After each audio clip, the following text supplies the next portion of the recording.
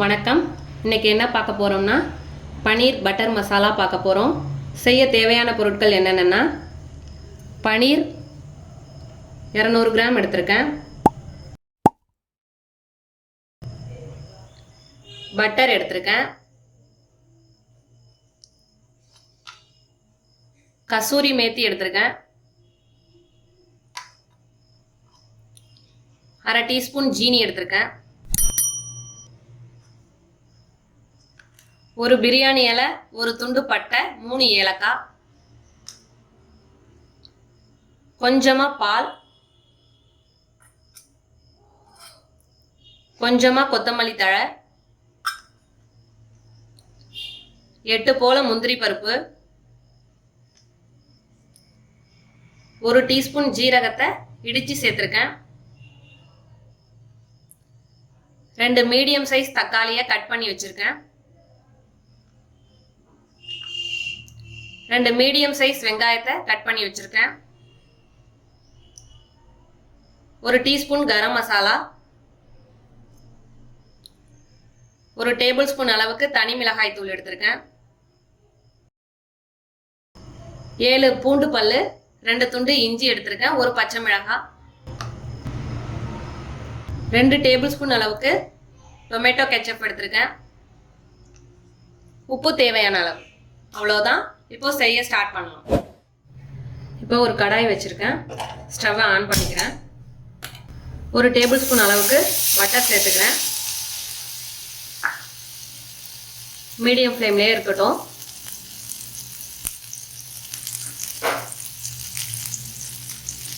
அதில் ஒரு பிரியாணி இலை, ஏலக்காய், பட்டை எல்லாத்தையும் சேர்த்துக்கிறேன், இஞ்சி பூண்டு மிளகாய் எல்லாத்தையும் சேர்த்துக்கிறேன், வதக்கிக்கோங்க. அதோட வெங்காயம், அதோட முந்திரி பருப்பு,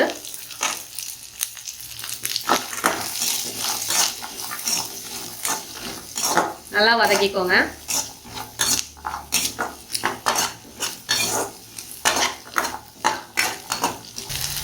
தேவையான அளவு உப்பு சேர்த்துக்கலாம்.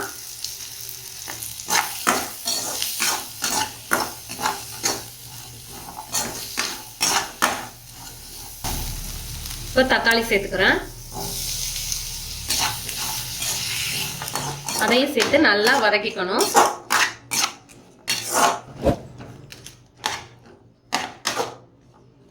இதோட இடிச்சு வச்சிருக்க சீரகம் கொஞ்சமா சேர்த்துக்கிறேன்,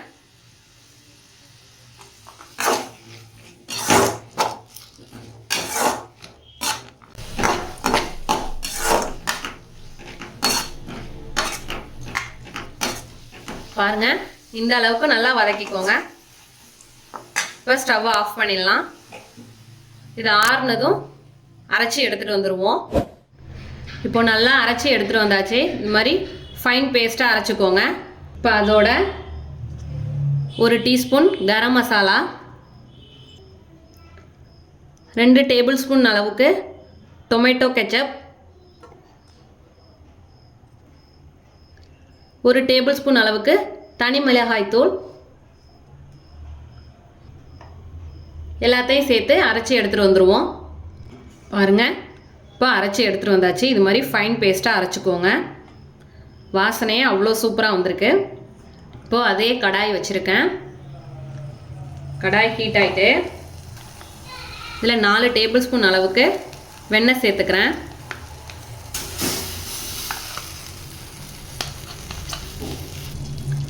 இப்போ இதில் நம்ம அரைச்சி வச்சுருக்க வெங்காய தக்காளி பேஸ்ட்டை சேர்த்துக்க போகிறோம். இதுமாரி ஜாரை கழுவி அதையும் ஊற்றிக்கோங்க. மீடியம் ஃப்ளேம்லேயே இருக்கட்டும். நல்லா மிக்ஸ் பண்ணி விட்டுக்கோங்க. கொதிக்கட்டும்.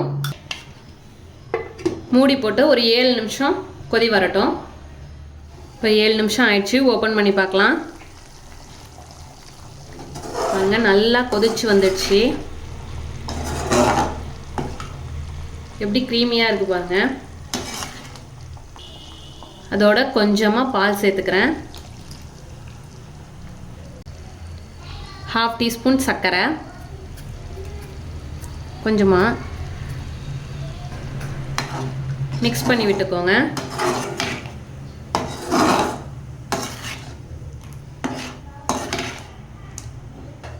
இன்னும் கொஞ்சம் நேரம் அப்படியே கொதிக்கட்டும். இப்போ ஓப்பன் பண்ணி பார்ப்போம்.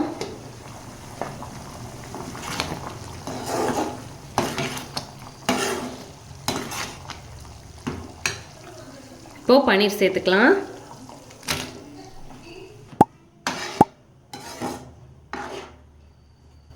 அப்படியே மிக்ஸ் பண்ணி விட்டுட்டு ஒரு 5 மினிட்ஸ் கவர் பண்ணிவிட்டு கொதிக்க விடுங்க. இப்போ 5 மினிட்ஸ் ஆயிடுச்சு. ஓப்பன் பண்ணி பார்க்கலாம் எப்படி வந்திருக்கு பாருங்கள். இதில் கொஞ்சமாக கொத்தமல்லி,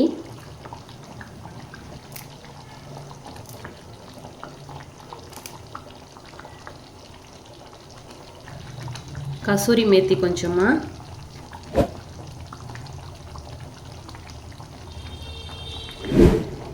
நம்மளோட அருமையான அற்புதமான பன்னீர் பட்டர் மசாலா தயாராகிடுச்சு. இதே போல் நீங்களும் உங்கள் வீட்டில் செஞ்சு பார்த்துட்டு எப்படி வந்துச்சுன்னு கமெண்ட்டில் சொல்லுங்கள். தேங்க்யூ.